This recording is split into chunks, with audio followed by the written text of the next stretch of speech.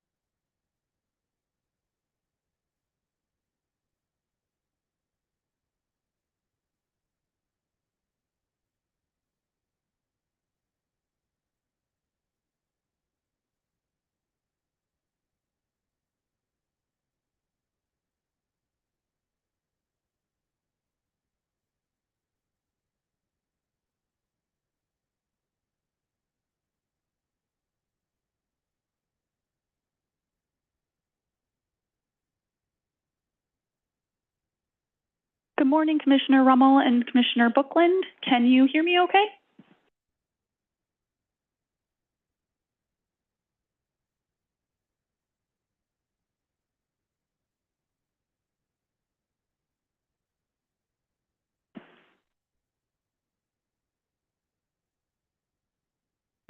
She dropped off, but Rummel. Good morning, Commissioner Rummel. Good morning, everyone.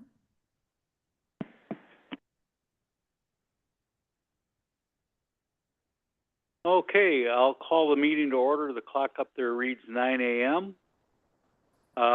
Let's see. I'm going to just want to make one notation that under topics, we're going to be switching the order. We're going to be doing C first, then we'll move to B. The second one will be what is currently identified as A, and the last one will be what is currently identified as B. So it'll be it'll actually be, the topics, the way they're listed, will become BCA. So we adopt the budget first, which makes sense before you adopt the rates and stuff like that. So, let's see. Welcome to all of our guests here that are in the meeting room or virtually. Cassie, would you like to go through the meeting guidance, please? Good morning, Commissioners, members of the public, and staff. To help us have a smooth meeting, I'm going to review just a few decorum rules for all. While the Commission and staff are in person, we are still offering a Zoom option so members of the public can attend. If you are attending virtually and would like to speak, you can do so during appearances by the public. As a reminder, this meeting is being recorded and streamed live on YouTube, and the public chat has been disabled, but you can still message the host if need be. Finally, Commissioners, please use your microphones while speaking and make sure your voice is directed towards the mic. When you are not speaking, please ensure your mic is off, but the light is turned off so others can utilize the mics. And as a reminder, only 3 of the table mics can be live at a time. And also, please state your name before speaking for those who may be joining us via Zoom. Those are the decorum rules of the District Commission. Thank you for following them, and let's have a great meeting. Okay, thank you, Cassie. Do we have any announcements? No announcements? And so, we do have now our 9th Commissioner, Dan Paltz. And would you like to come up and do the oath of office, and then you could just tell us a little bit about yourself?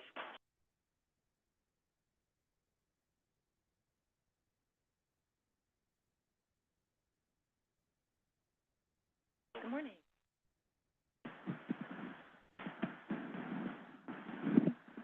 So you just need to raise your right hand and repeat after me. I, the undersigned Daniel Paltz,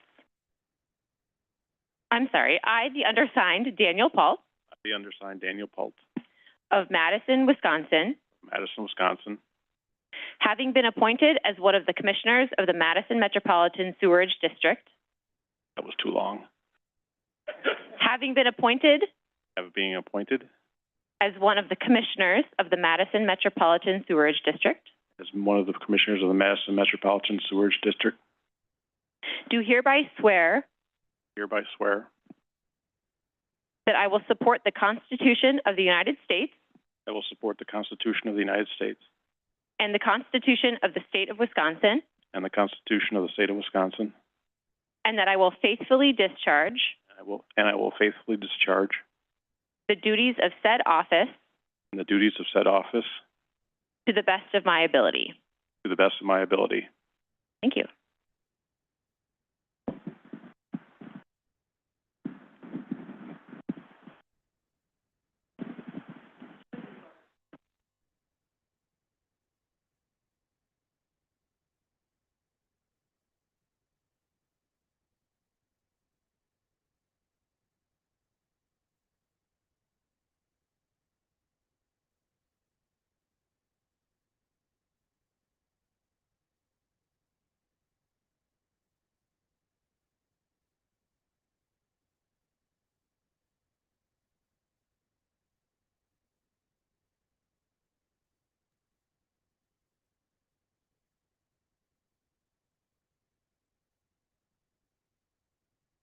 Welcome aboard, Dan. Would you like to just say a few words, tell us about yourself?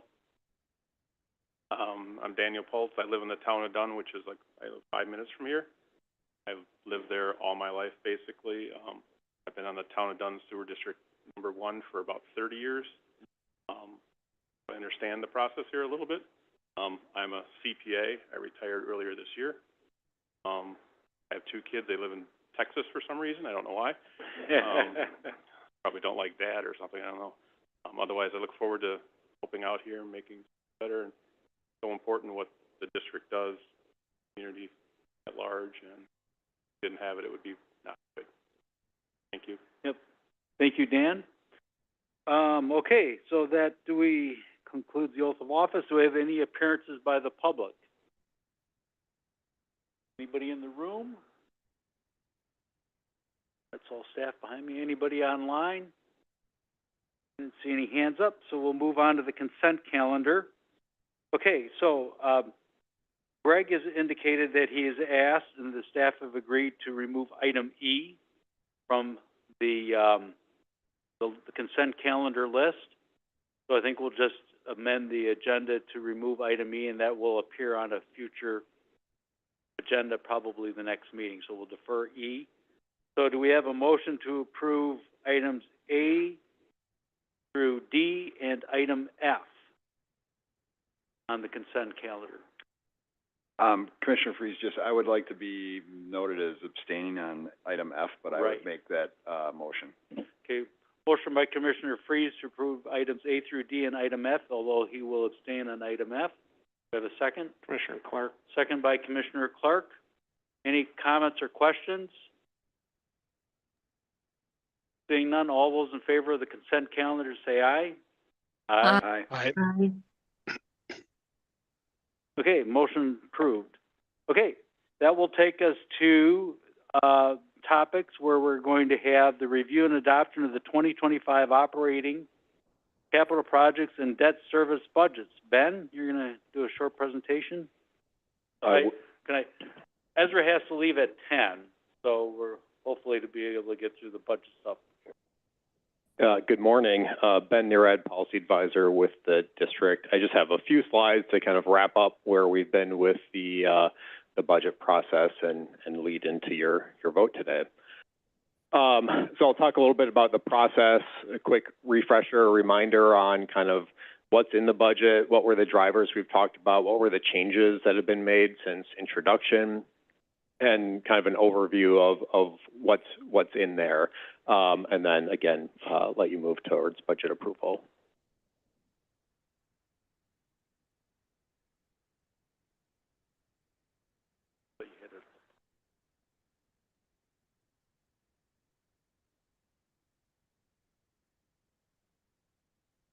Okay. All right, so just process, where we've been, if it feels like we've been talking about the budget for the last 5 months or so, it's because we have. So you can see, we started early on talking about the process, talking about the collection system facility plan that leads into the CIP and the budget, and you can see all the steps that have occurred since then, but I thought it would be helpful to just kind of reflect on that, reflect on the steps that were taken, and how we got to where we are today on October 31st. In terms of those budget drivers, and this is going back a few weeks now to the presentation that was made, we talked about two in particular that are really driving district costs. So first is the age of our infrastructure, right? So you can see on the graph that's up, this is the age of our interceptor system, so the age of our sewer pipes, and a significant portion of that system, as you can see on the graph, was installed 1960s, 1970s, and so we're reaching the end of kind of the design life, useful life for much of this infrastructure. Similarly, when we go to the treatment plant, right, so those were the sewer pipes, this is the treatment plant, we can see a significant amount of spending and construction that occurred kind of 40 to 50 years ago, right, through major, what we call additions to the treatment plant. And so, again, a similar dynamic where the infrastructure is reaching that, 40 to 50 year kind of design life, and so we're at a point now where much of this needs to be replaced, or certainly, maintenance costs increase as well. We also talked about population growth, right? So this is a graph showing population growth for many of our owner communities. You can see the Dane County average over the 2020 through 2024 time period, and many of our communities are exceeding that, right? I think you all know that there is significant population growth that's occurring in Dane County, and you can see, if you see the gray line, the Wisconsin growth at 1.6% compared to Dane County growth at 6.8%. So just to, again, kind of drive home the fact that we're experiencing significant population growth, so that means that informs both the collection system projects in terms of ensuring that we've got capacity in our collection system, to bring wastewater to the treatment plant, but then also treatment plant projects as well, right? We need to ensure that the treatment plant infrastructure is sized adequately to treat the wastewater that we expect to be getting in 10, 20 plus years. So those were, again, kind of two of those major drivers that kind of undergird our CIP and our budget. We had discussions in terms of budget changes, right? So the budget was introduced in September. We brought forward a staff amendment to address urgent project needs with the Nine Spring Valley Interceptor and to provide updated project costs. And then we received commission direction on October 17th, and you can see the summary of that direction, removing two of the positions that were in the proposed budget, and then cutting $40,000 for the Artist in Residence program from the operations budget. This table summarizes those changes. So the top row shows the budget as introduced on September 12th. Bottom row shows budget as amended that you'd be voting on today.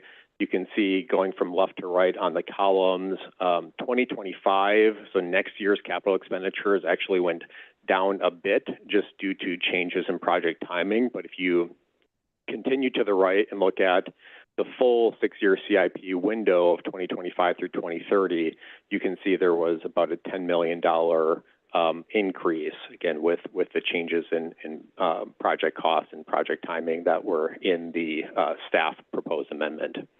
Operating expenditures, you can see, were reduced by a little over $300,000. Service charges were reduced commensurately, and the overall service charge revenue year-over-year increase from last year's budget went from 7.5% in the budget as initially introduced in September down to 6.5% following the commission direction on changes to the budget. In terms of what's in there, what's left, so to speak. So just to highlight a few kind of critical capital projects that are in the 2025 budget, both on the collection system side and on the treatment plant side. Again, looking at capacity, looking at condition, and then the most urgent positions were prioritized, were kept in the budget to again address our aging infrastructure, to address growth in the district in terms of businesses and needing to move forward with our industrial permitting process. This is the updated projection for our service charge path. So what this graph is showing is from 2024 through 2030, what is the year-over-year % increase in expected or budgeted or expected service charge revenues. So you can see starting from the left in 2024, we were at a 9% budgeted year-over-year increase. For 2025, for next year's budget, under the budget before you today, we're at a 6.5% increase. And then you can see, at least based on our current projections, what the rest of the 6-year CIP planning window looks like. So we're in that kind of 7 to 8% range, and we expect to come down at the tail end of that period. But that shaded area, the reason it's shaded, the reason it's kind of that bigger area as we go forward is just because there's uncertainty there, right? So we don't know exactly what the future will bring. That's based on assumptions in terms of operating budget growth, in terms of capital projects that are in our CIP. So that's what we're projecting now, but things can obviously change as we move forward. So that's all I've got to kind of wrap things up. In terms of what's before you, these are I'm not going to go through these line by line, but these are essentially the figures that you would be approving by approving the resolution and attachment 1, both in terms of operating budget, expenditure authority, 2025 capital project expenditure authority, spending limits on a per project basis. This does approve the CIP, but it does not lock in future capital expenditure, right? The idea with approving the CIP is to give everyone a sense of what the commission is looking at for future projects. And then finally, it would be approving the $16.4 million in 2025 debt service expenditures. All right, so I'm happy to take any questions if there are any. Otherwise, I'll just note that for commission action for budget approval requires a roll call vote, and a simple majority of commissioners in attendance is required for budget passage. Okay, thank you, Ben. Does anybody have any questions before we get a motion? Any questions of Ben before we get a motion? Ken? Yeah, Commissioner Clark, I'm going to throw out a couple of, I'm just going to summarize based on the feedback that I've heard from our member communities. They're still not happy with a 6.5% increase in the budget, which I understand. I would say I think our staff here at the district is doing a pretty good job crafting this without an executive director position. You know, in an effort to find some additional middle ground on this and try to suffice, or I'm not going to say make happy, but move in a direction where a number of our member communities would like us to go, I would suggest a 5% increase for next year, and the 1.5 difference would come from the capital, from the CIP. I would vote for that. I feel the owners would at least feel that they're being heard, at least the ones that have expressed their issues to us regarding they consider a high percentage increase in next year's budget. The other item I wouldn't tie to the budget process, but borrowing money and increasing or bringing in more revenue in a year, capital projects don't happen. That is, our member communities have passionately communicated to me they're not comfortable. Can't do that with their own budgets. Why can the district do that? And in my opinion, that process needs to be tightened up. Well, I don't have a better phrase for that. But that's the communicating the feedback that I've received. Okay, thank you, Ken. In terms of the 5% for next year, I think that would be something we would take up early next year before the budget process begins, in terms of goal setting, because I don't know that we're necessarily doing that through our budget, right? I mean, goal section. Do you get what I'm saying? To some degree, yes. I think if the capital budget was stretched out a little bit, reprioritized, question I have is why couldn't we find another 1.5% through that exercise? Yep, for 25 if it's.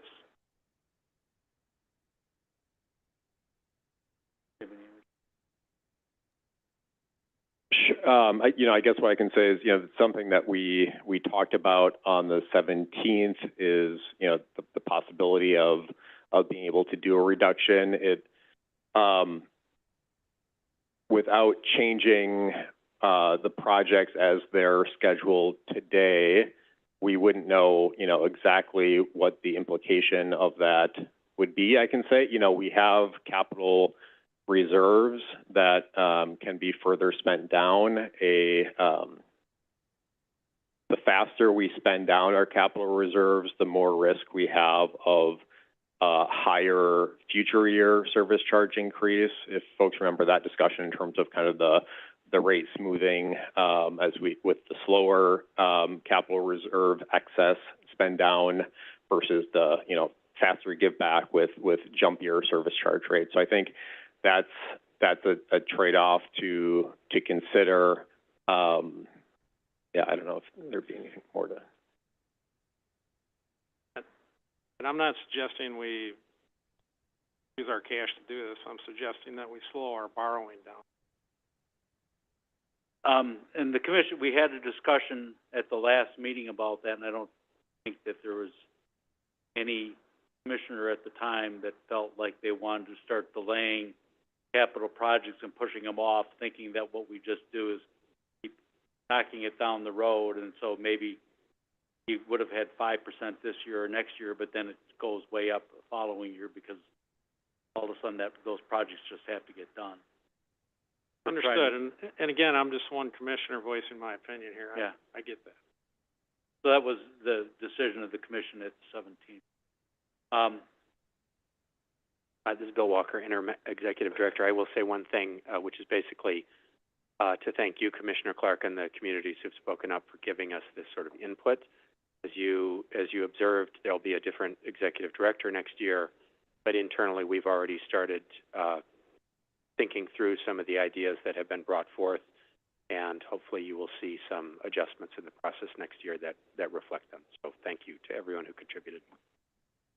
And in terms of the last question that has been noted to staff over the past few months since the customer communities brought it up, the borrowing for projects or funding for projects but not getting the project done.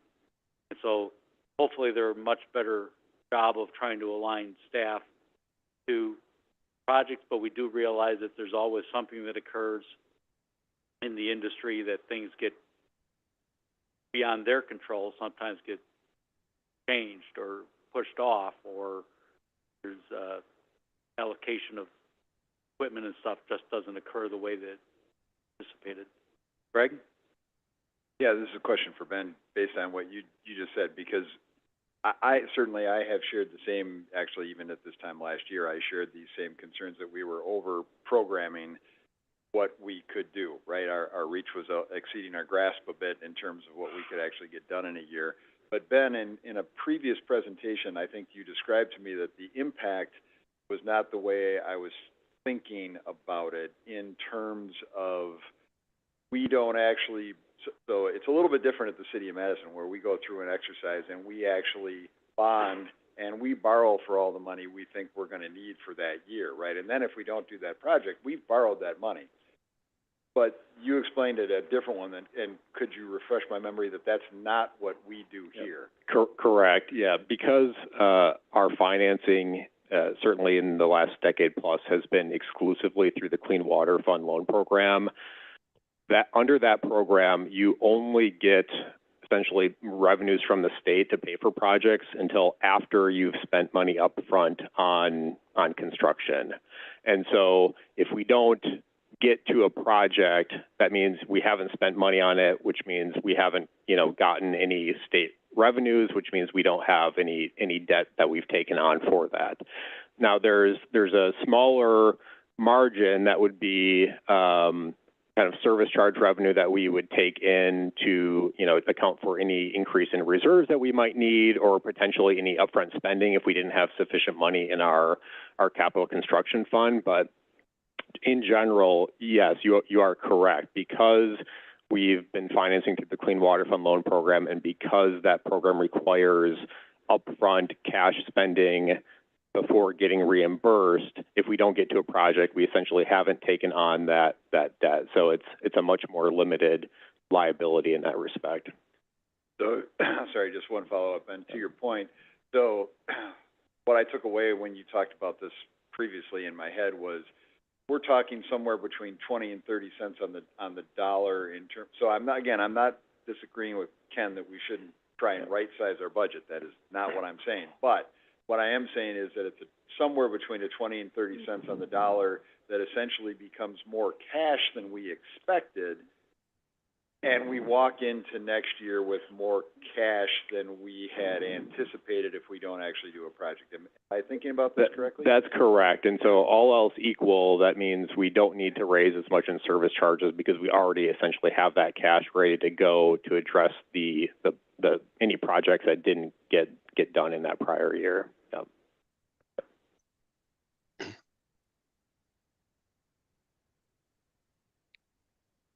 Any other questions? Thanks. Seeing none, do we have a motion to approve the operating capital projects and debt service budgets? I'm happy to make that motion, Tom. I couldn't find how to raise my hand on Zoom today, but I did have one question, but I'm happy to make the motion, and then my question can come up in discussion if that's okay.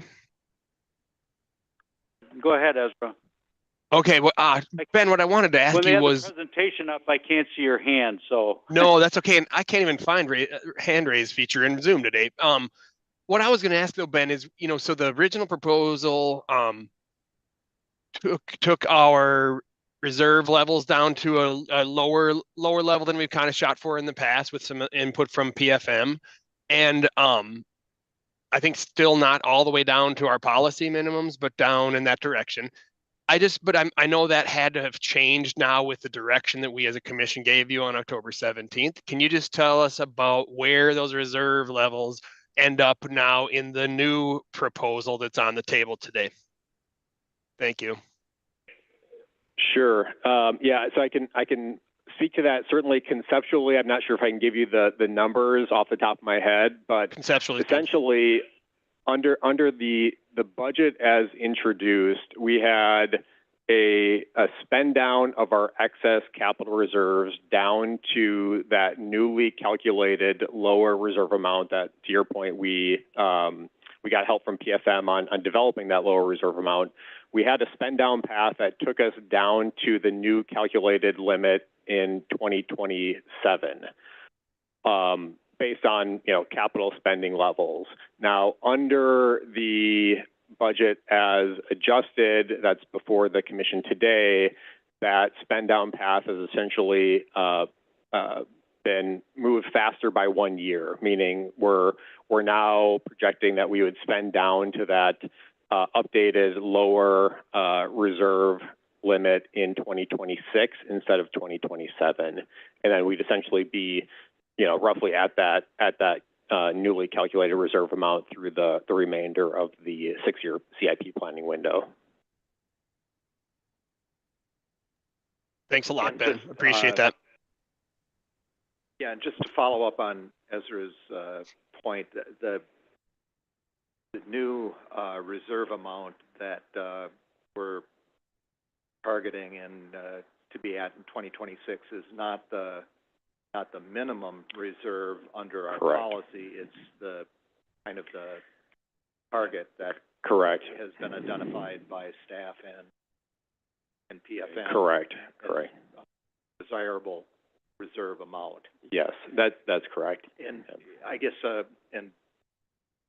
follow up on Ken's point, I think that that's something that we should take another look at next year and revisit whether that is a desirable reserve amount going forward, and how that relates to our policy. We've got a minimum reserve amount, but we don't have in our policy a desirable reserve amount. So maybe we don't want to take another look at our policy next year. I think that's a good idea. Okay. Do we have a motion or any other questions? Do we have a motion to approve the resolution adopting the operating capital projects and debt service budget? Ezra, I think Ezra made that motion. Oh, he did. Okay, so I would sorry. second that. Okay, motion by Commissioner Meyer, second by Commissioner Freeze. I must have missed that in the... do we have any further discussion? Patrick? So being relatively new, but representing the same constituents that Commissioner Clark is, I want to, stress that I've received similar feedback regarding the rate of service charge increase. I was pleased at my first meeting to learn that there's an effort next year to conduct a study session that could engage at least representatives of the various stakeholder groups to explore ways to get input from those stakeholders earlier on in the budget process, allow us as commissioners and district staff to kind of walk through the balancing you all are doing in terms of risk in the system, risk in terms of capacity and performance at the plant against the timing of capital projects, because I definitely feel like our focus last meeting was on some of those operational expenditures and delaying staff hiring in a few cases to reduce the operations budget side. But I do think a little more holistic approach to looking at project funding, whether it's other grant sources outside of clean water funds, understanding whether there might be situations where looking at a public-private partnership for investing in infrastructure and using that for projects that meet those criteria, whether it's solar, whether it's lighting, whether it's other energy efficiency initiatives, is part of a more process that involves more engagement with our stakeholder communities. And, you know, I have zero doubt that staff has looked at all these funding options, but at least being new to the commission, I want to make sure that we're considering sources of funds as well as uses of funds and being transparent with how we've looked at those with the community. So long-winded way of saying I share many of the same concerns Commissioner Clark does.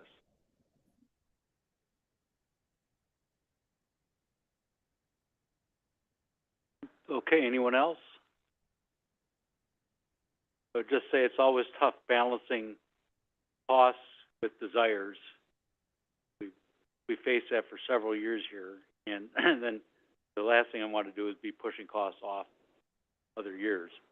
And having been on the commission for a while, I do remember times when we borrowed from the cash reserves to offset an increase. You do that one year, and then next year, you know, kind of comes back to bite you. So that's why we tried to do the thing about trying to float it, you know, where one year you might do a little bit more because make more level instead of going up and down like that. Okay, seeing none, in terms of further discussion, do we have a roll call? Commissioner Bookland? Aye. Commissioner Clark? No. Commissioner Freeze? Aye. Commissioner Hobble? Aye. Commissioner Lytle? Aye. Commissioner Meyer? Aye. Commissioner Murphy? Aye. Commissioner Pultz? Aye. Commissioner Rummel? Aye. Okay, motion carries. That will take us to what is the review and adoption of the 2025 service charge rates and septage disposal rates. Ben, do you have anything to add on that? I do. I've got a handful of slides here just to talk through our rate setting process, to give a little bit of background for folks who might be new to this, or a refresher for folks who have heard this before. But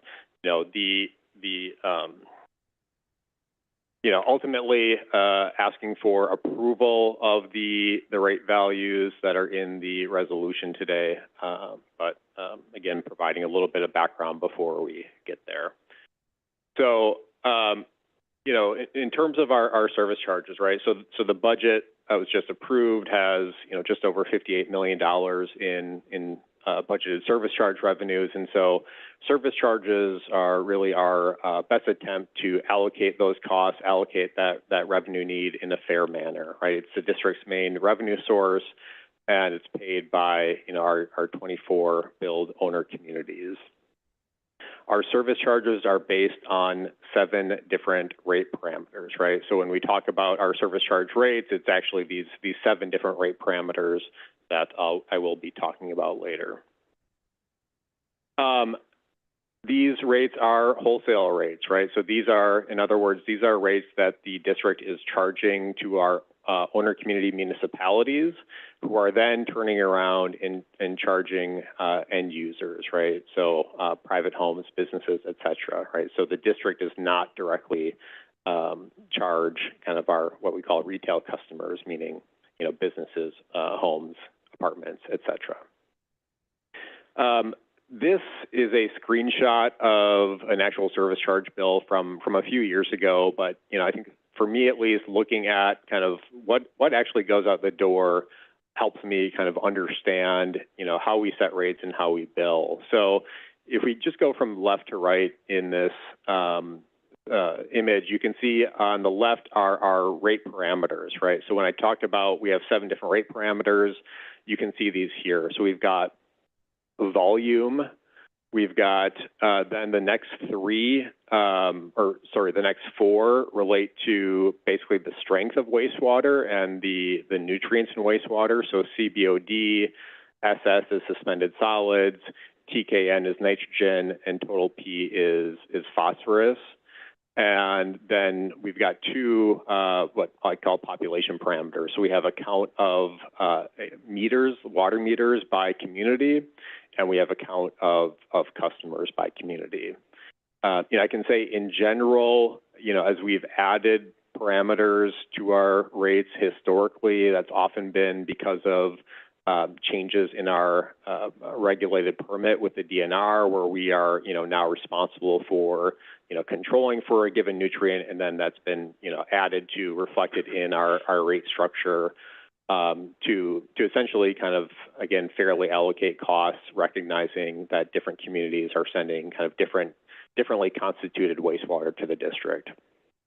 Continuing on in the screenshot, we go to quarterly quantity. So we are doing quarterly measurements for our community's flows and loadings that we take into account or that is used in calculating each quarter's bill, right? So when we set rates on the front end, we're doing that on an estimated basis. I'll talk more about that later, but billing is based on measurements that we do throughout the year. We then have our rate. So those are the rate values. Those are older rate values, but those are essentially the rate values that you'd be approving today. And then quarterly quantity times rate gives you that quarterly bill amount. And you can see for that given community, it was at, you know, $514,000 for that given quarter. Talk a little bit about how information is shared about charges. So draft estimates were sent. So when we go into our budgeting process, we are kind of simultaneously setting rates. And so once we introduce a budget, we started this last year, we send out estimates of what we think next year's charges would be based on the budget as introduced. We then send out final estimates that'll go out the door in the next day or 2 here based on the budget as passed.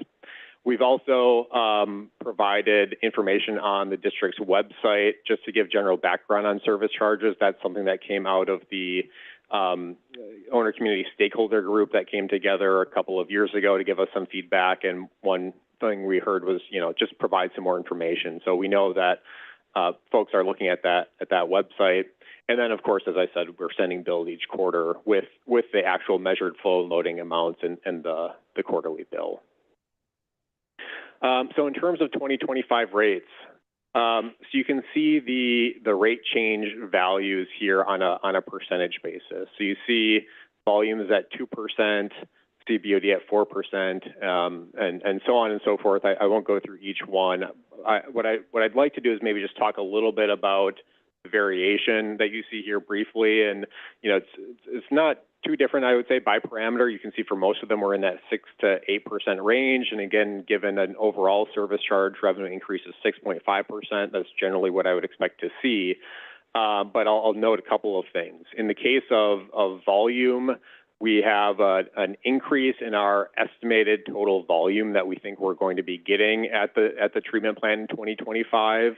And because when we're setting our rates, essentially the numerator in our rate calculation is how much money we think we're going to get by rate parameter, and then the denominator is how much flow or how much in loadings do we think we're going to get for that parameter. So if we have an assumed increase in how much of a given, flow or strength or even population that we're going to get in a given year, that's actually going to drive down the rate, because all else equal, the rate can be lower to still get the same amount of revenue if you're going to be getting more that you're billing on, right? So that's what's going on with volume there. That's why you see that a little bit lower than the other rate values.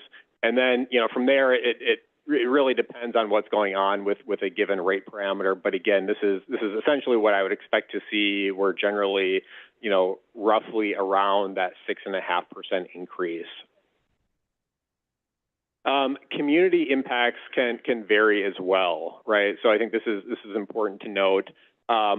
The percent you see here, and this is just, you know, obviously a subset of our communities. I try and pick out a few that have kind of differential impacts to talk through a little bit about why that is.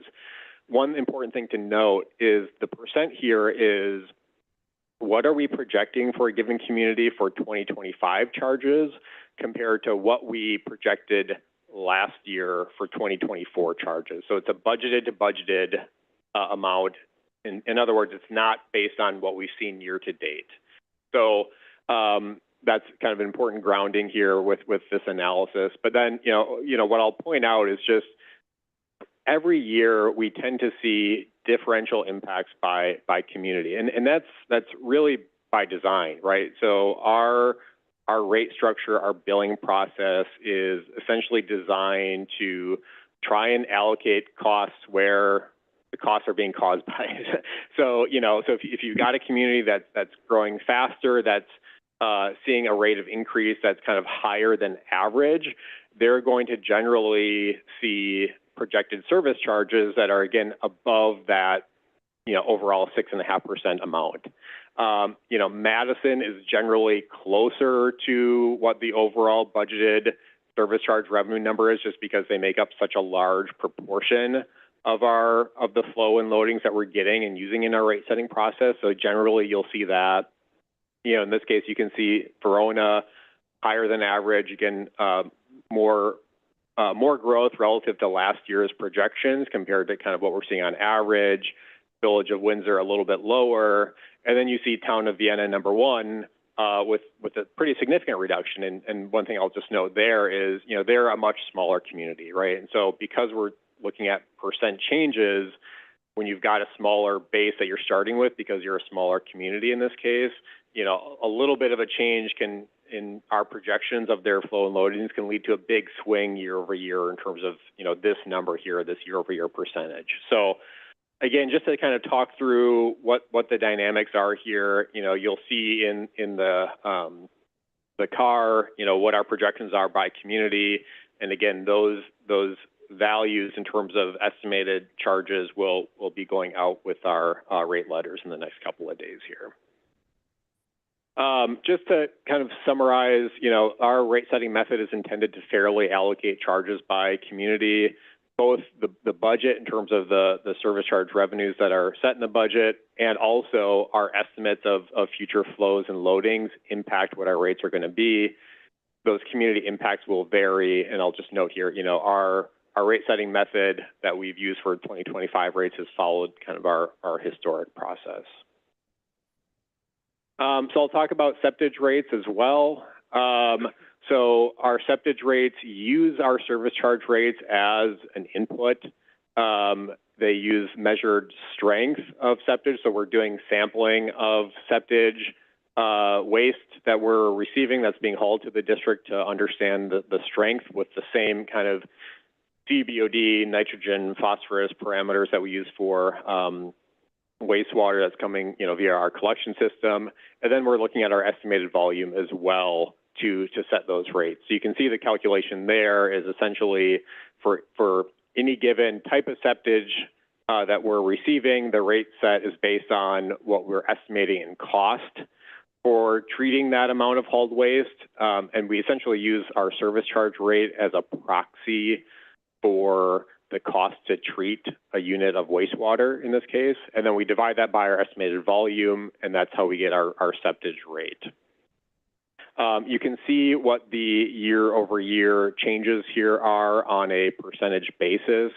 You know, a few things that I'll point out. You know, one, you can see holding tank waste has a fairly significant increase of 40%. But, you know, you can see that again in terms of what the original base value was, that $5.64 up to $7.93. So you can see there's, you know, when you've got that smaller base, a slight change can lead to a bigger percentage. I believe we saw some increase in measured strength of that type of waste as well. You know, I'll note that we have a handful of decreases in rates too, and you may be wondering, well, if our service charges are going up, how is it the case? And if we use service charges as an input into septage rate setting, how is it the case that we have some decreases in septage rates? Generally, the decreases that you're seeing here are being driven by changes in the measured strength of a given type of waste. And so I believe that for each of the three where we had negative values there, we saw relative to last year reductions in measured strength. You know, I would say when we think about the incident of cost to the district, to the treatment plant, again, we're using service charges as a proxy here. You know, it doesn't probably get at that, you know, that true cost right now, but that's kind of a difficult hurdle that we can consider jumping over in the future.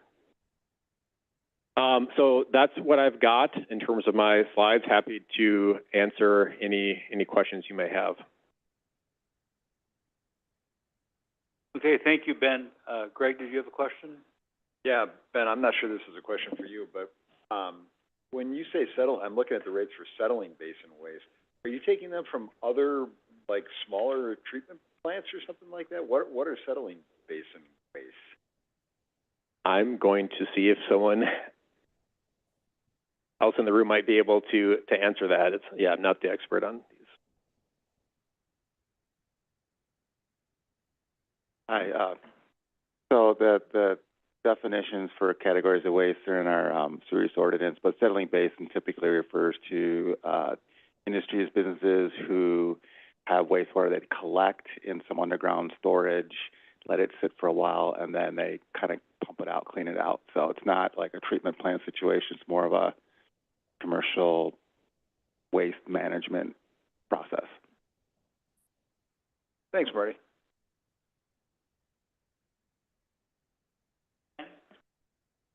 Yeah, Commissioner Clark. Ben, you know what an idea of what the upcharge is if we invoice our member communities cents a gallon? Or is there kind of a standard upcharge by our member communities to the homeowner? Oh, right. So let me make sure I understand your question. So as I noted earlier in the presentation, so we're billing our communities and then they're turning around and charging, you know, retail level customers, right? And your question is, given that they also have their own sewer costs, right, that they're paying for, that they're essentially adding to that pass-through amount, how much is that on average? What I've seen is very variable. I'll say that. There are some communities that that have in their own rate structure an immediate pass-through of our amount, and so they may have a rate increase every year to account for our charges, but only have their own rate increase every 2 to 3 to 5 years. Other communities don't have that, and they will only set rates every, you know, maybe 2, 3, 5 years. And so I think it really varies, at least what I've seen, it can really vary depending on the kind of cadence of their own rate setting process. What I've seen is they're generally undergoing rate studies on a more infrequent basis relative to kind of our every year annual sort of process. So I don't have kind of a numerical answer for you, but I've seen it kind of vary across the board and oftentimes based on their own kind of internal practices for updating rates. Okay, thank you. Yep. Commissioner. I can talk because I actually set the rates for where I live. Basically we get a letter from them in September saying we're going up whatever the amount was. We take that and then we have electrical costs, replacement costs, and we just make a budget every year. It can go up 10%, go up 6%. It just depends on, we don't try to make money off of it, basically. We're adding to a replacement for fixing things and stuff like that, but then we're just taking the cost, basically passing it through. One more thing is, cognizant when you send us a letter in September, which is great for doing our budget, but we have to give our budget to the town, which puts it on the property tax bill. So if you guys change a lot now, 5%, we wouldn't be able to pass that on to the user. We would have to eat that for a year and then raise the rates 12% next year to cover it. Sure. So it's important to get the budget done, and really by the middle of October would be nice. Yeah. That hurts the smaller communities, because I know it's not a lot of dollars, but it's big dollars for us. Understood. So, thank you. Okay, any other questions? Yeah. Commissioner Lytle, Ben, this was all very helpful. When you discuss the percent changes by the various parameters anticipated for next year, and kind of explain that there is variability in that, you know, you reference the revenue requirement divided by the loading. In terms of why there's the variation from 2 to 8%, that's not because we're necessarily projecting a change in the strength of influence coming into the plant. It's, we've established in our financial model the revenue requirements for those various parameters. We're just dividing that by the flow. I don't know if that's really confusing way to ask the question, but I'm assuming that gets reevaluated not every year, but every 5 years or something like that. Yeah, let me try and restate your question. I think I've got it, but you can tell me. So one of the steps in our process that I didn't mention is that we start with that overall service charge revenue number, and then we have an allocation that happens to each of the 7 rate parameters. And perhaps that's what you're talking about. And those percentages, we've used the same allocation percentages in the last, I would say, the last 3 years at this point. And those were set essentially based on assumptions that were made in terms of how capital projects and capital project costs and operating costs relate to the 7 different rate parameters. So in my mind, there's a little bit of science to that. There's a little bit of art to that because you're making some really key assumptions there. I would say most of our volume and suspended solids have the highest allocations, and then the other parameters are a little bit lower. And so those parameters, or I would say that the allocation percentages that, again, take the overall service charge revenue number and allocate them to each of the 7 rate parameters, do need to be updated on an every so often basis. So I think like the 5 years that you mentioned is kind of what we've heard from experts in the field.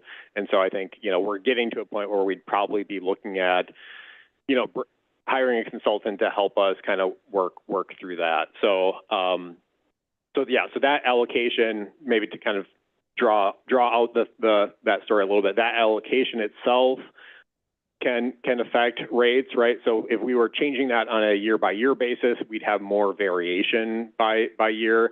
But then, of course, once it's allocated, it's also the case that year-over-year changes in our assumption in terms of flow and load amounts can also impact the relative increase for each, again, from that 2% versus an 8%, for example, would be impacted by our assumptions about what 2025 is going to look like relative to 2024.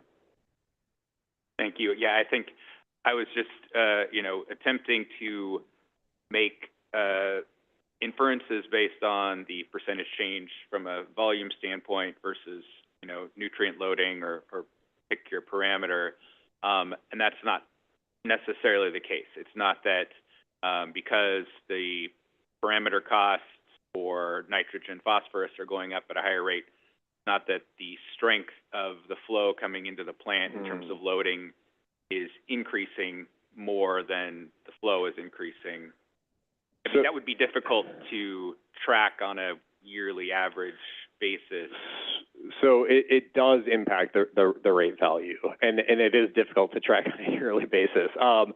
But the math would kind of work out the opposite way, I think, than what you mentioned, insofar as, you know, if CBOD loadings in 2025 are expected to be higher than what we've seen in 2024 and years prior, all else equal, the rate value would go down, right? Because again, in that numerator denominator math, the denominator has increased, which means the rate value itself goes down. But to the broader point, it is difficult to project out what next year is going to look like from a flow and loading perspective. That's why we, you know, first of all, inherently have variation between, you know, what's in the letters that we sent versus what we actually bill, right? One is an estimate, a projection. The other is based on measurements that we're actually doing. And then, you know, different communities have different dynamics happening, right? Especially if there's industrial activity, we can see huge swings in loadings for our strength parameters that can increase and then decrease. And so if you're seeing that in the data, what does that suggest for the next year? It's hard to know because we don't have that information, but we do as best we can every year to try and get as much information, as much data, and then we're mostly doing trending of historical values to try and guess at what the future is going to hold. Thank you. Yep. This is Bill Walker. I just want to make some contextual points here for people. First, yes, this is extremely confusing. This rate method is very difficult to understand in words. You have to do the equations to know what's going on, so you're not dumb. It's difficult. Number two, I want to make sure everyone is aware and remembers that we had a, what did we call it, a fiscal working group 2-3 years ago of representatives of member communities brought in to review, understand, make recommendations on this method. And they put a lot of time into understanding it. The simplified end result of that is the fine method. If you want to improve some of the things that are not quite good about it, you have to make more significant changes. So we essentially left that where it is. It's something that we're paying attention to. You know, it's just one of those back burner issues. There's room for improvement here. It's a lot of work, but we're not ignoring it. I guess I'd like everyone to understand that situation. Okay. Anyone else have any questions? Greg? This is Commissioner Freeze. I just wanted to point out, too, I believe as a result of that group, Bill, that you just referenced, you guys started sending out estimates to your communities much earlier in the year, right? So that they could, to your point, Dan, so that you could, I mean, it's not the final number, but it's getting you, you know, in the right direction. Correct. Yeah. So previously, what we sent out was just the letter that goes out after budget approval, which we continue to do, right? So that's going to go out in the next few days here. But what we started to do, in addition to that, to your point, is send out estimates in mid-September following budget introduction to give people, again, kind of that earlier heads up, recognizing, you know, we try and caveat, you know, Commissioner Pulse, to your point, this could change, right? It's based on commission action on the budget, but I think what we heard was, on balance, it was still better to share some of that earlier, so it could be used as an input into each community's own budgeting or rate setting process, recognizing that there's some risk that things could change in, you know, the 6 weeks that follow. Okay.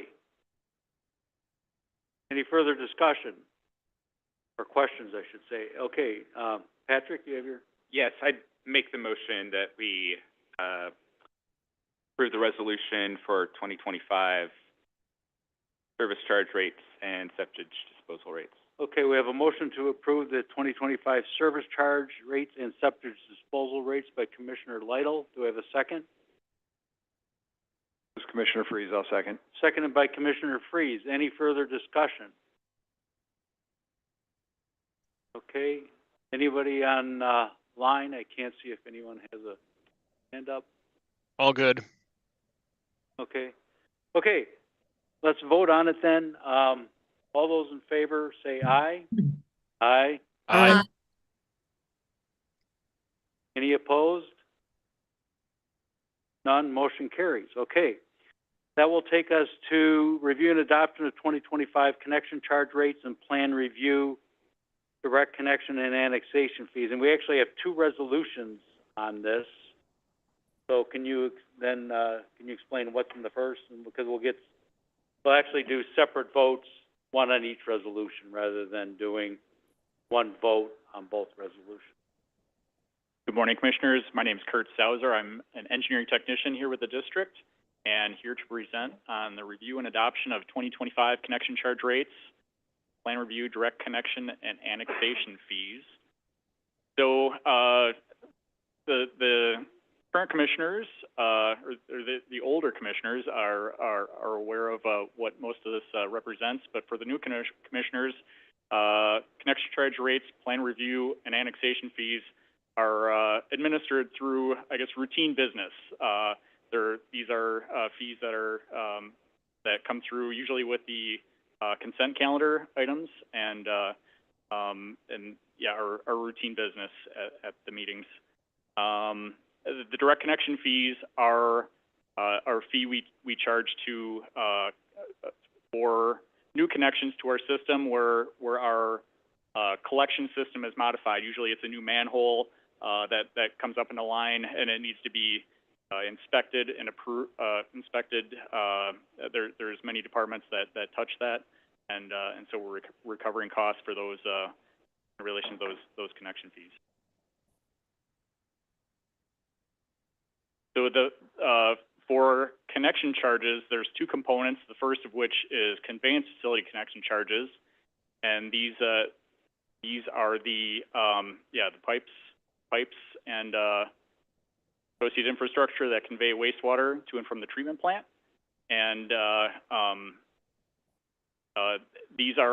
this rate is adjusted by the ENR ENR cost index, which is that is an increase of 1% from 2023 to 2024. So we are adjusting that. That's been our past practice, and adjusting that for next year. And this is a map of the 32 conveyance facility basins that we charge throughout our service area.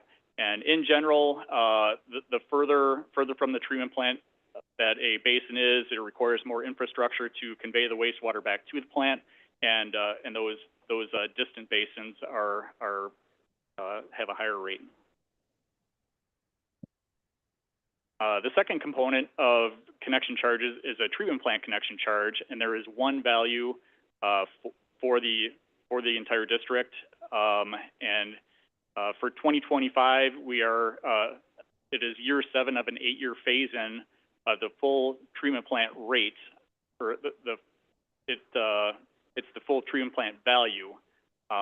So yeah, the proposed increase is almost $200 from 2024. And here you can see on this graph that, yeah, we started back in 2018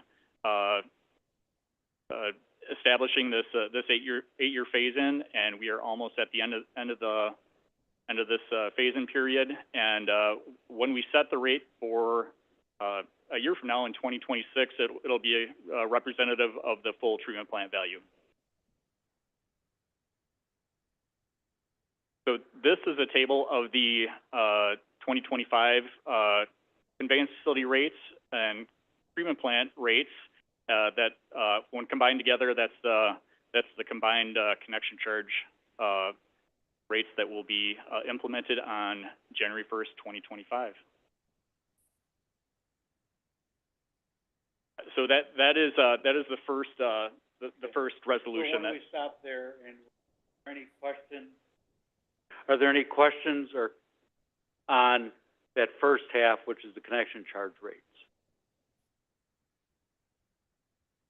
Okay, what I do want to say is if you could go back to the graph with the green and the red line. Okay, so it was phased in at the request of our customer communities. So we had, back in, 8-9 years ago, come up and realized that we weren't charging the full rate of value of the plant for new customers.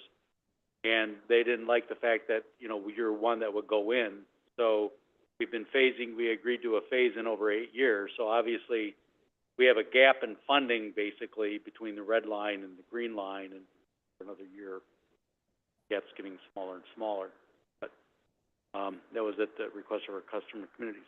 Okay, so do we have a motion to approve the connection charge rates, the resolution approving the connection charge rates? This is Commissioner Freeze. I'll make that motion. Motion by Commissioner Freeze, second by Murphy, I'll second it. second by Commissioner Murphy to approve the connection charge rates. Do we have any further discussion? Hearing none. All those in favor say aye. Aye. Okay, motion carries. That will take us to the second portion, which is the plan review fees, annexation fees. Yes, so the next resolution.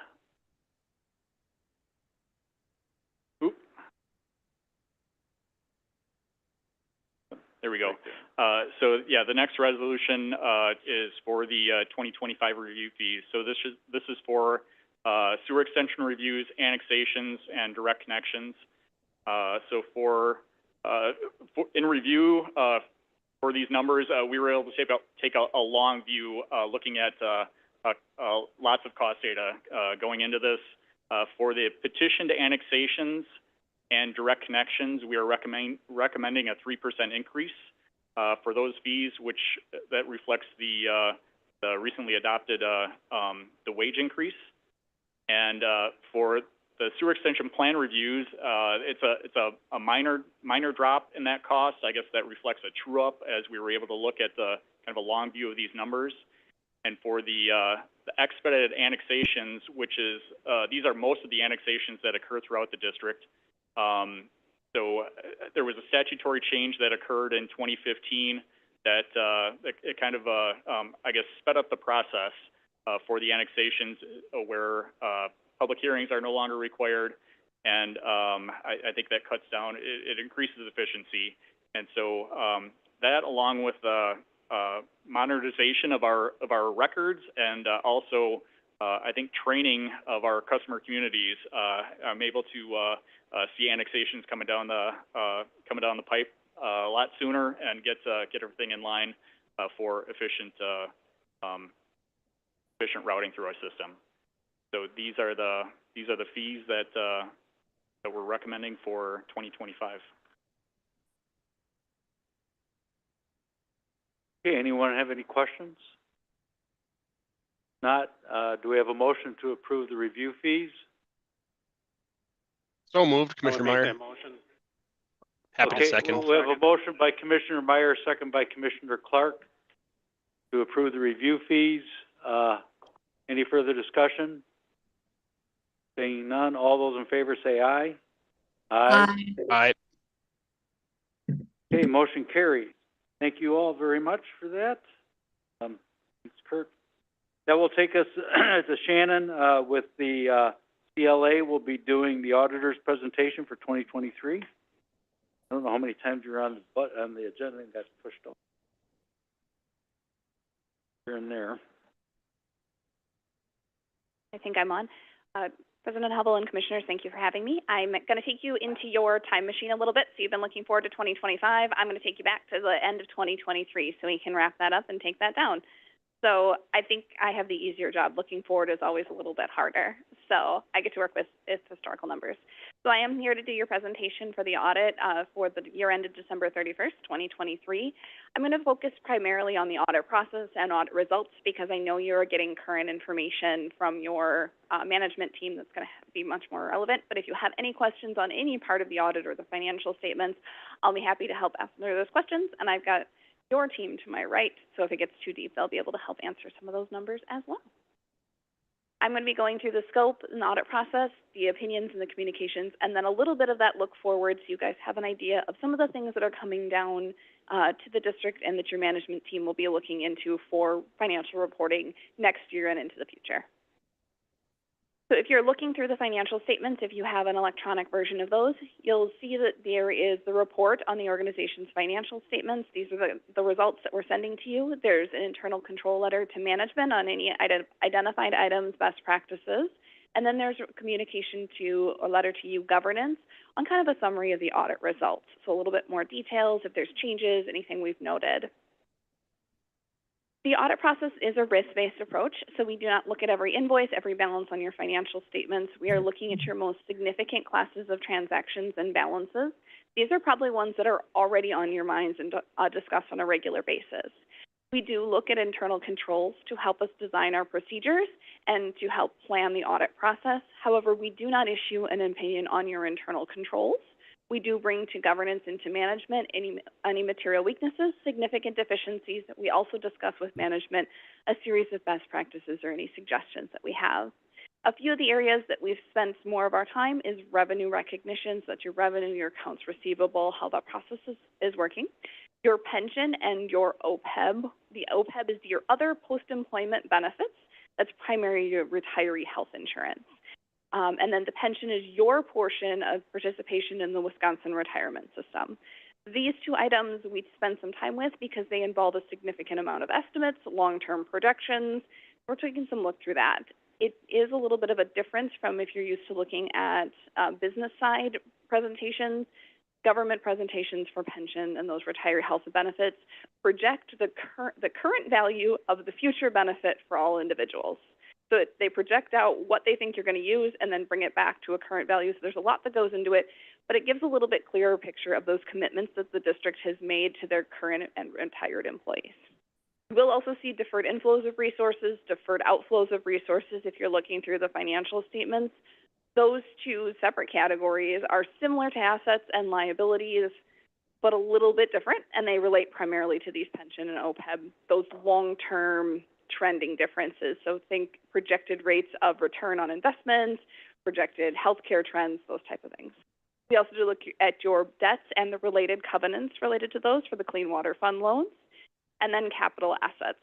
Those capital projects, that's a significant lift for your team and a significant number on your financial statements. We are happy to let you know that we issued an unmodified opinion on your financial statements. This is similar to what you've received in the past, and this is the highest level of assurance we as your auditors can provide you that those financial statements are free of material misstatement and presented in accordance with generally accepted accounting principles. So kind of gold standard of audit opinions.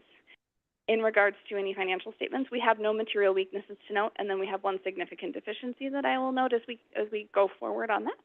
But no other matters, no significant audit entries, no passage. A little bit on the significant deficiency, the capital asset records and key expense accounts, the reconciliation process for those kind of continued into the start of the audit procedures, resulting in some adjustments to those account balances as we were starting working through that. So that's some of why we're here now. That's a heavy lift, a large portion of work for your team. They did experience some turnover in some key positions, which delayed some of those reconciliations this year. So they've been working hard to get back onto pace, and I think they have some great ideas as they're looking forward to help streamline and move this process forward. But just wanted to let you guys know that there was a little bit of work. They got there in the end. It just took us a little bit. The other communications that I have for you is we have no new accounting policies reflected in your financial statements.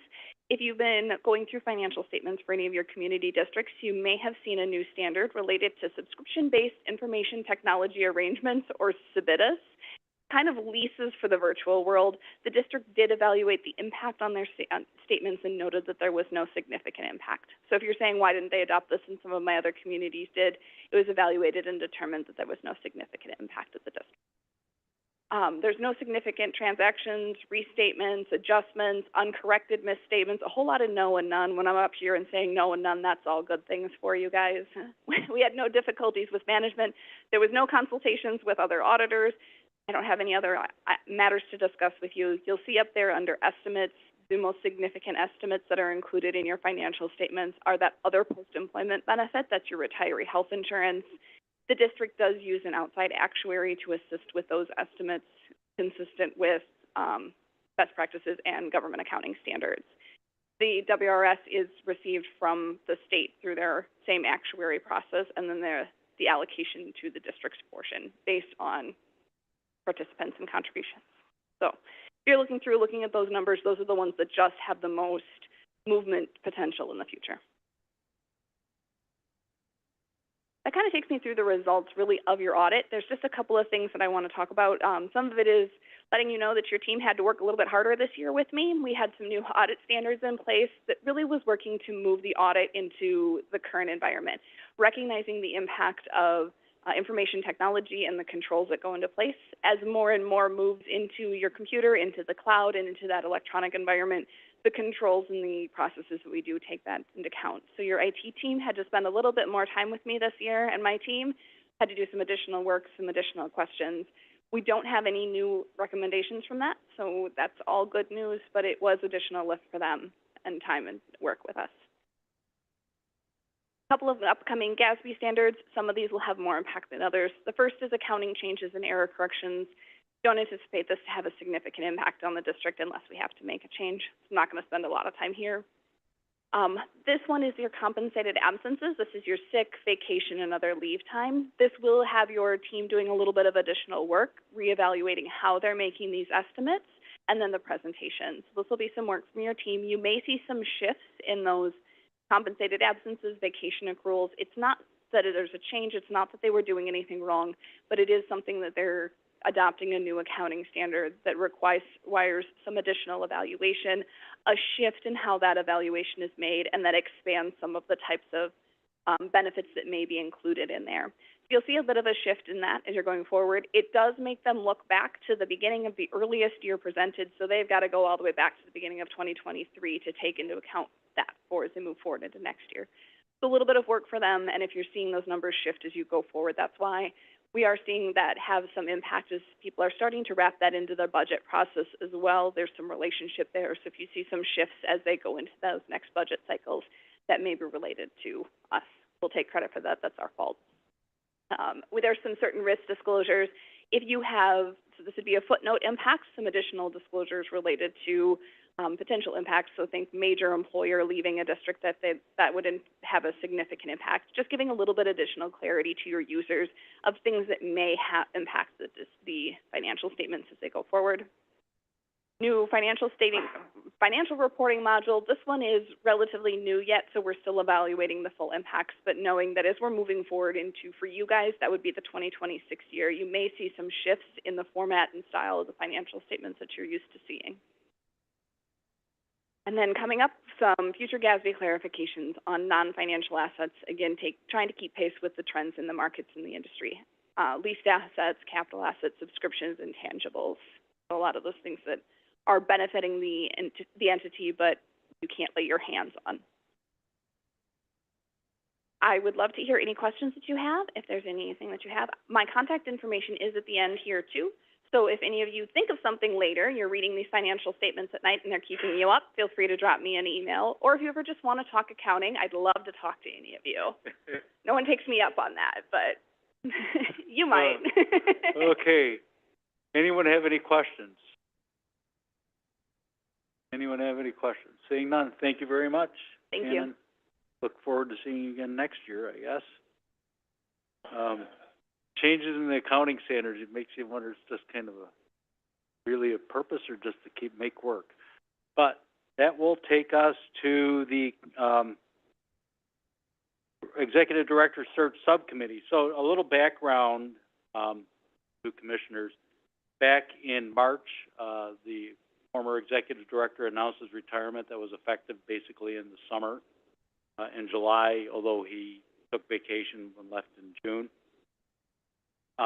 At that point in time, the commission formed a subcommittee. At that point, it had 4 members, myself, Commissioner Meyer, Commissioner Bookland, and Commissioner Eskridge. Commissioner Eskridge, as we know, dropped off, and we just kept it at the 3. And the purpose of the subcommittee was to come up with the process and the hirings. We went through the job description, which has been approved by the commission. We've come up with a process at the commission urging. We hired, a consultant was hired, so a good amount of time was spent doing an RFP and interviewing consultants, and thanks to staff for their help on that. And then, we also today finished looking at something I'll talk a little bit more about, is the first year goals for the new executive director. And Ref Tellis, the consultant, wants those first year goals next week, which kind of relays into what our schedule is. So in November 7th is our subcommittee will be meeting. All commissioners are invited. It'll be a meeting starting at 7:30 a.m. It'll be virtual. And at 7, it's expected to go to about 10:30. But if you're going to attend, you attend for the whole thing, because we're going to be discussing who we wish to interview, the 6 persons that we wish to interview in the first round interviews. That'll be occurring with the subcommittee on 11/7. All commissioners are invited. And then the next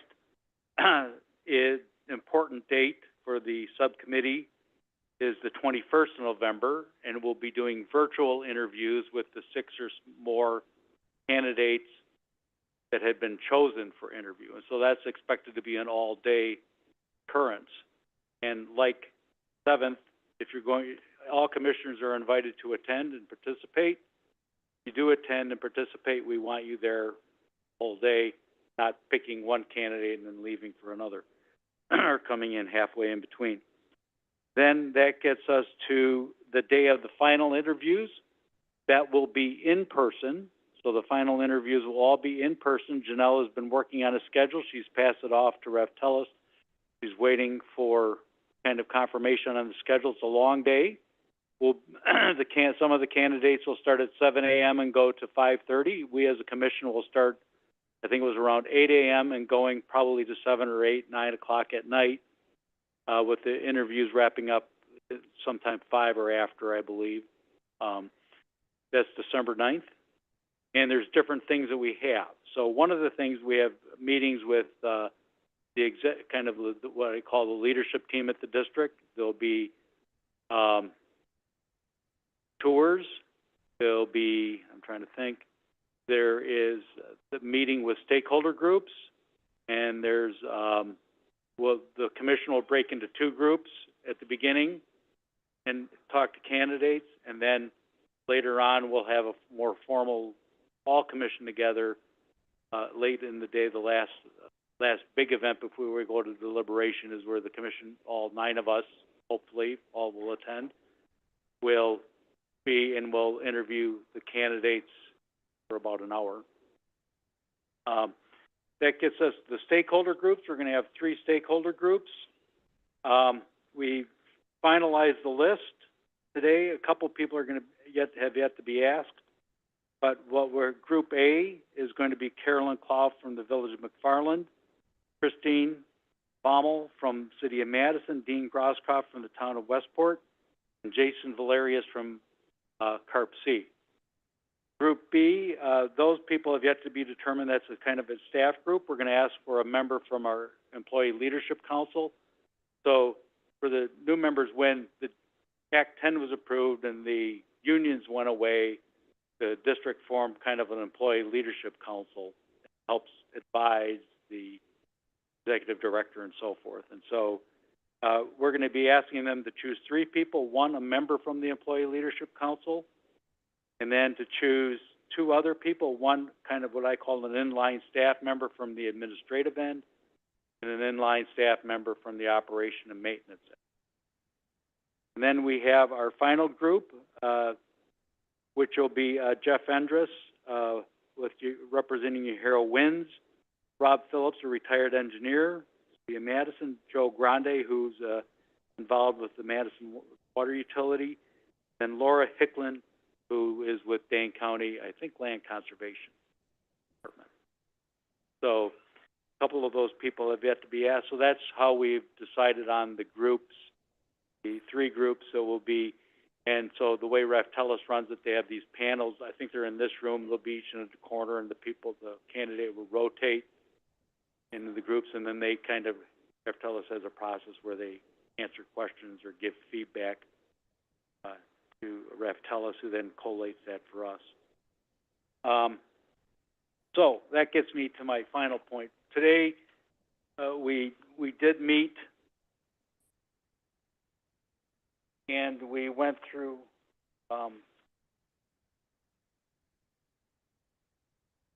we came up with, draft first-year goals for the executive director. So Raftellus had given us a document that, sorry about that, it's got my notes on it and stuff like that. And some of the points we noticed had probably like 3 or 4 goals in them. So, you know, we would have had an unruly number of goals. So what I did last week is I kind of took their stuff and some other stuff, and I've tried to combine it into a more workable and eye-friendly type of situation.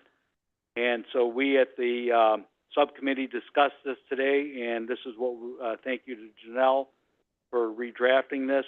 We made some changes, but this is what we came up with. So we're going to be presenting this to Raftellus next, this week. It's also been emailed to everybody, I believe. So they can use it give it to the candidates on the 7th or shortly thereafter, and then we'll bring it back to the commission on the 14th for formal approval. So I do want to point out a couple things in regard to this. Excuse me. Item 3 gets to what Patrick was talking about, and which I committed to back when Ken, Sarah, and I think Patrick was on that call too back in early this month with the Cities and Villages Association, that I have within 4 months on the idea that hopefully the new person will start in January, and that we would do this probably in April. To organize a commission study session with representatives from each of the customer communities, discuss district needs, rates, structure, and engage, in methods, to begin discernment of options for the 2026 budget. That's that item that you were talking about. So we've formed that into one of the goals. I won't go through all of them, just to say, we spent an hour and a half today, and I spent probably an hour and a half or 2 the other day when I kind of tried to narrow them down from what Raftellus had to some doable goals. A lot of their goals talked about building trust and things like that, and that's difficult to measure, I think. And how do you do that within a 1-year time span with all of the parties? So that's why the first one I wrote the way I did, with the first 2 months provide a plan on listening communication with the following groups. So one would think that would be standard practice. Some of this other stuff you think would be standard practice, but we decide to include it anyway. So I think that covers pretty much. So the subcommittee does, unless something happens on the 7th that will require us to meet on the 14th, I don't think the subcommittee will have any additional meetings other than those 2 that are scheduled on the 7th and the 21st. So we'll be meeting, it's basically a meeting every week this coming month, right? So we'll be meeting on the 7th, we'll be meeting at the commission meeting on the 14th, we'll be meeting on the 21st with all day with interviews, then we meet on the 27th for the commission meeting on that Wednesday before Thanksgiving. So I don't think then that we will have any other meeting, unless something probably comes up on the 7th, or Raftellus throws us a curveball with the schedule that Nell's drafted. And she had an earlier schedule. She passed by them. They wanted changes to it because the way they wanted to pack group by group by group, rather than one person with this group and another person with a different group at the same time. That kind of makes for a longer day, but it follows what they have established parameters for. I think that's all. Beth, do you think I'm missing anything? No, I think you covered it all. Good job. Thank you. Okay, thank you. How many candidates do we have at this point? We had, the last we heard, I think it was 16 candidates, but they said they were all very well qualified candidates. So that's why we're anticipating, as you know, we wanted to have at least 5 to interview because of the open meetings law. So we're anticipating 6, but that could bump up. And that's why we're now anticipating, instead of 2 for final interviews, we're actually anticipating that the final group would probably be 3 persons. Full interview week, so we bumped that up. We were always expecting 2, but given the very well qualified of the panel, of the people that submitted, we decided that we'd probably be end up with 3. So, everybody have that? So, get those dates on your calendars, particularly December 9th, an all-day event into the evening. So, that finishes that. So, we'll be bringing this back in a couple weeks for approval. And let's see, that takes us to the Executive Director's report. Bill? Okay, no operations. Alan?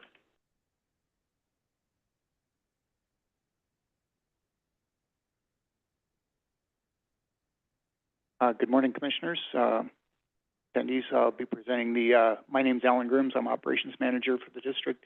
I'll present the September operations report. If I can get that clicker. Or not. Here we go. Thank you. These are the dashboard metrics you've maybe become accustomed to for the plant performance. Our primary parameters. I think I've called this out time to time, but these are on a monthly basis. Our effluent permit, as you may be aware, is maybe more complicated and nuanced than this, but this gives a high-level view of how we're doing performance-wise with respect to our major parameters. So CBOD, you can see we're at the lower end of the shaded area, which is our 3-year historical average. So it kind of gives you an idea where that's a little bit below average for what we run month to month on that at 2.9 milligrams per liter. Monthly limit in force for the September was 7 milligrams per liter. Ammonia 0.29, we've been seeing a little bit more nitrogen. I think I've mentioned that a few times to the Commission, but to the plant, and then that manifests, as we go through for treatment. Some of that will make its way through. We've also got some processes offline for some fall maintenance and user maintenance, things like that. So that restricts our ability to do full treatment in that respect. We're obviously well below our permit limit of 1.1 milligram per liter, but at the higher end of our historical average for those reasons. Phosphorus and solids, those tend to travel together. Both of those are above the historical number. Phosphorus is 0.57. I did a little bit of a double take personally on that number. 0.6 is our, and this is a little bit of a deviation from the monthly average. This is actually a 6-month rolling average. You can see that was an outlier high on that. Our 6-month average actually is going to be a little bit closer to within that range, about 0.3, 0.35. So, but this month it did bounce up. A lot of that's attributable to the solids number bouncing up, but it's just a higher value than we typically see. And then chloride was a little bit below normal. A little bit of higher flows will help dilute that, and then the fecal numbers been slightly elevated, but those are well within our permit average. Any questions on the performance for the plant? Okay. Oh. Responded that time. For resource recovery, these we do quarterly updates. So this is clean water reflects what we're returning to the environment. So we've wastewater that we've received, we've fully treated, and we've returned it back to the local surface water discharge points. So 11.46. So that's on track. We're going to be above. The last couple of years have been around 13.5, 13.8 because it's been fairly dry. Obviously, this year hasn't been as dry, fortunately, and so we're going to be above those numbers for the year. But through September, we're at 11.4. Biogas, we're on track to be about where we were the last couple of years for production there. That's total methane. Actually, I should say biogas. I don't want to say methane because biogas includes all components of the biogas. So about 60% of that biogas quantity is methane and is actually has energy value. And then the reused effluent is what we call W4 recycle. That's basically water that's been would otherwise been potable water that we would be buying from in this case, the city, that we're using reclaimed effluent. We chlorinate that, and we discharge that. Use that in our system for things like seal water, polymer makedown is a big one, headworks, screenings, flush. Those are high water use demands that would cost a lot of money to do if we were buying that potable water for those purposes, and they really don't require that. So that's what that reused effluent quantity is within the plant. Any questions on this? Now, back to your other slide, the phosphorus number. So is there anything, I mean, that was really close, relatively speaking, right? We were at 0.57 and 6 is permit limit. So is there any chain action needed, you know, there, or is this really an anomaly? Yeah, so as far as where we're at with that, and this one, like I said, the permit is a bit more nuanced. So our permit value right now is actually, and we're running on because of the adaptive management program, we've got a 0.6 milligram per liter on a 6-month average for our phosphorus. And then the next permit cycle, that should drop to 0.5. That's our expectation. So that would be, you know, this is reflected, our monthly value was 0.57, so that was almost at 0.6, which is our 6-month. But our other months have been below that. So if we were to put the 6-month value on that, and as I think about that, perhaps that's something I should think about for an improvement for this going forward. It hasn't really come up before. We're usually pretty far down. So it felt like kind of an outlier high this month. And we're monitoring it, obviously, what we've got coming back to the plant. We did find, in looking at that, we did have a flow, to get some inside baseball, I guess, a flow splitter set point that was pushing a lot more phosphorus flow to once we turn off our phosphorus recovery system. Returning it back to the plant was pushing more heavily to one side of the plant, and so that was overtaxing the ability of that portion of the process to do as effective a phosphorus treatment on that. So that's been corrected at this point, so I expect those numbers to come right back in line. So I'm not losing sleep about it yet, but I'm not the only one in the room, so. Yeah, no problem. I'm going to move on to the last slide on this. End of September, we were 60.3% full on biosolids storage, or MetroGo tanks, to be hauled to the fields. I always want to give a spoiler alert because we do these at the end of the month. So we're pretty much sitting on empty with the tanks right now. In October, they had good haul out weather. We're at about 5% as of, I guess today will be, well, that's spoiler. That'll be for next month. That's about what the value is. But so we're in really good shape right now going into that, and they're just kind of taking out production as it goes until we were shut down for fall by the weather. MetroGo cake we haven't made any more this year, and I don't expect that number to change through the end of the year. That's our Class A cake product. We do expect that we'll probably make some of that product next year, starting in probably mid-January. Struvite production, actually this number is looking really good. I'm going to say, based on if our numbers, if we keep going on this, we're going to be close to setting a record this year on struvite production. So that's been really good. That may tie in with the phosphorus numbers with, we may be seeing more phosphorus overall coming to the plant. I'd have to confirm that. So, and then the MetroGo is what we're actually sending to the MetroGo storage tanks, not what they're hauling out. So that looks to be about on track for normal solids production.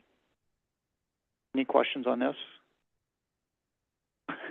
Yeah, I know. I'm sorry. This is just my engineer part of me. So the MetroGo cake, your Class A biosolid, who are our customers? Who takes that? Well, so the MetroGo cake, I don't know if Marty knows. I don't want to put you on the spot, Marty, but who does that off the hand? We've got a couple of partner farms that take it and use that. Have the capability to, it's a little bit different applicable. When we take our Class A or Class B biosolids, liquid biosolids out the field, we're kind of set up with contract to haul it out. And we've got all the equipment and infrastructure to do that. For the cake, that has to be delivered out with a different type of truck, and then they have to have the means to kind of apply it to their fields. And so, that limits a little bit who's is interested in that. So, but it does give some additional capability as far as where we put that. So that didn't answer your question about who's taking it. Well, it answered the big question, which is it's still farms. Yeah, right? yeah, It's still- if that was the question, yeah. Yeah, I mean, I should have been more specific. It's not going, because it is a Class A, so it could be sold to other, technically, well, to me, technically it's a Class A, right, I believe, so, but it's still going to farmland, basically. Yeah, the quantities we're producing here, you're right, Commissioner Freeze, this could go out to general public. It could either be sold or given out. I think we've had a couple of partnerships. We've experimented a little bit with some municipalities that have used it for some dressing in parks and things like that. I don't know if I think that actually manifested a couple of years ago that we looked at that. So yeah, there are programs doing that, but the truth is the scale we're making this, it's just, we really depend on ag for this, so. Perfect, thanks, Alan. All right. No other questions there? Okay. All right, thank you. How's the fallout from the budgeting? It's going good. We're down to about 5% right now, and I think this morning projections get us out into May. I don't want to jinx anything, but we're looking really good. Good. That takes us to Vanessa, regulatory and legal. Good morning. I have one legal update, and then I'll do a summary of legal services over the last month. On the legal update front, so as you're aware, the Department of Natural Resources approval of the Water Quality Plan Amendment request for Badger Mill Creek was challenged by the City of Verona. The department last week denied the request for a contested case, but the petition for judicial review is still proceeding. And I'm happy to answer any questions you might have on that.